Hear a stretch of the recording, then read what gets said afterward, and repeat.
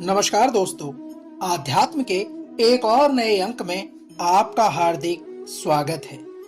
दोस्तों, कल हमने श्रीमद् भागवत गीता के 6ठे अध्याय के महात्म्य को आपके बीच में प्रस्तुत किया, जिसमें भगवान श्री हरि विष्णु ने माता लक्ष्मी को श्रीमद् भागवत गीता के 7वें अध्याय से मिलने वाले महात्म्य का वर्णन किया। उसी कड़ी में आज हम श्रीमद् भागवत गीता के 7वें अध्याय के महात्म्य का श्रवण करने जा रहे हैं। तो आइए प्रारंभ करते हैं श्रीमद् भागवत गीता के 7वें अध्याय का महात्म्य, जिसमें भगवान शिव माता पार्वती को 7वें अध्याय के महात्म्य के बारे में अवगत कर रहे हैं। श्रीमद् भागवत गीता के 7वें अध्याय के महात्म्य को प्रारंभ करते हुए भगवान शिव कहते हैं, हे पार्वती, अब मैं तुम्हें श्रीमद् भागवत गीता के 7वें अध्याय का महात्म्य बतलाता हूँ, जिसे सुनकर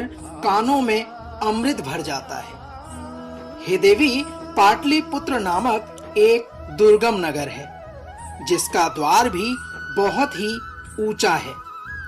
उस नगर में शंकुकर्ण नामक एक ब्राह्मण रहता था। उसने वैश्यवृत्ति का आश्रय लेकर बहुत अधिक धन कमाया था, किंतु वह ना तो कभी पितरों का तर्पण करता था और ना ही देवताओं का पूजन करता था। वह धन के लालच से धनी लोगों को ही भोज दिया करता था।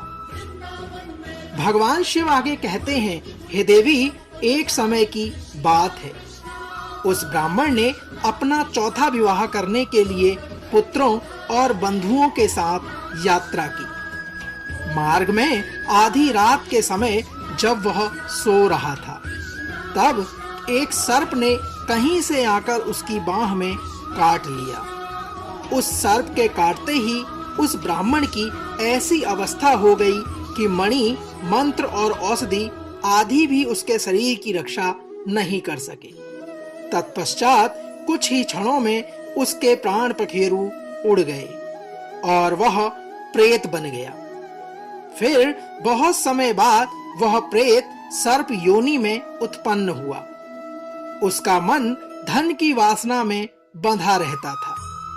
हे देवी, उसने पूर्व वृत्तांत को स्मरण करके सोचा कि मैंने घर के बाहर करोड़ों की संख्या में अपना जो धन गाड़ रखा है, उससे इन पुत्रों को वंचित करके स्वयं ही उसकी रक्षा करूंगा।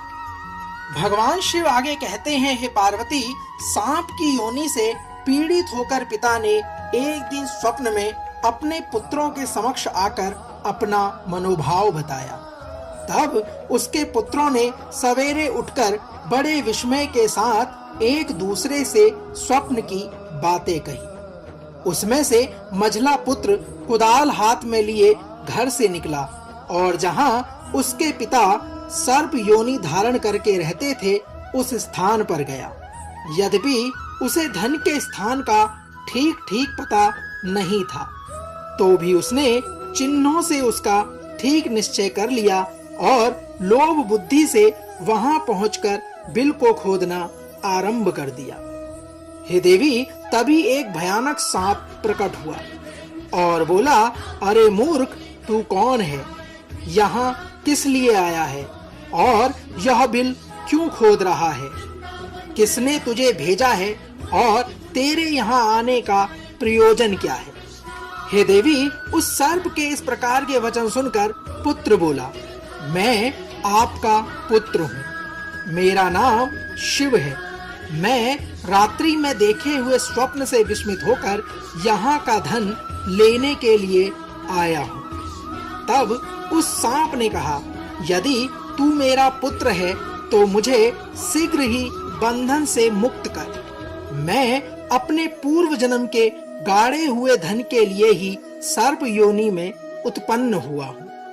पिता के इस प्रकार वचन सुनकर पुत्र बोला, पिताजी, आपकी मुक्ति कैसे होगी? इसका उपाय आप मुझे निश्चिंत होकर बताइए, क्योंकि मैं इस रात में सब लोगों को छोड़कर आपके लिए ही आपके पास आया हूँ। सर्प योनि वाले पिता ने कहा, हे बेटा, गीता के अमृत रूपी सप्तम अध्याय को छोड़कर मुझे मुक्त करने में तीर्थ, दान, तप और यज्ञ भी समर्थ नहीं है। सर्प रूपी पिता ने कहा, केवल गीता का 7वां अध्याय ही प्राणियों के जरा मृत्यु आदि दुखों को दूर करने वाला है। हे पुत्र, मेरे श्राद्ध के दिन श्रीमद् भागवत गीता के 7वें अध्याय का पाठ करने वाले ब्राह्मण को श्रद्धा पूर्वक भोजन करवाओ। इसमें निसंदेह मेरी मुक्ति हो जाएगी। हे वत्स, अपनी शक्ति के अनुसार पूर्ण श्रद्धा के साथ वेद विद्या में प्रवीण अन्य ब्राह्मणों को भी भोजन कराना। भगवान शिव आगे कहते हैं, हे पार्वती, सर्प योनि में पड़े हुए पिता के ये वचन सुनकर सभी पुत्रों ने उनकी आज्ञा अनुसार तथा उससे भी अधिक किया। तब शंकुकर्ण ने अपने सर्प के शरीर को त्याग कर दिव्य देह को धारण किया और सारा धन पुत्रों के अधीन कर दिया। पिता ने करोड़ों की संख्या में जो धन उनमें बांट दिया था, उससे वे पुत्र बहुत प्रसन्न हुए। उनकी बुद्धि धर्म में लगी हुई थी, इसलिए उन्होंने बावली, कुओं और पोखरों, यज्ञ तथा देव मंदिर के लिए उस धन का उपयोग किया और धर्मशालाएं भी बनवाई। तत्पश्चात श्रीमद् भागवत गीता के 7वें अध्याय का सदा जप करते हुए उन्होंने भी मोक्ष प्राप्त किया। हे पार्वती, यह जो मैंने तुम्हें 7वें अध्याय का महात्म्य बतलाया है, जिसके श्रवण मात्र से मानव सब पापों से मुक्त हो जाता है। जो मनुष्य श्रीमद् भागवत गीता के 7वें अध्याय का अध्ययन नियमित रूप से करता है, वह भगवान विष्णु के वैकुंठ धाम को प्राप्त होता है। दोस्तों, तो यह था श्रीमद् भागवत गीता के 7वें अध्याय का महात्म्य। हम आशा करते हैं कि आज का यह अंक आपको अवश्य पसंद आया हो। कल श्रीमद् भागवत गीता के 8वें अध्याय के महात्म्य को लेकर एक बार पुनः आपसे होगी मुलाकात। तब तक जय श्री कृष्ण, राधे राधे।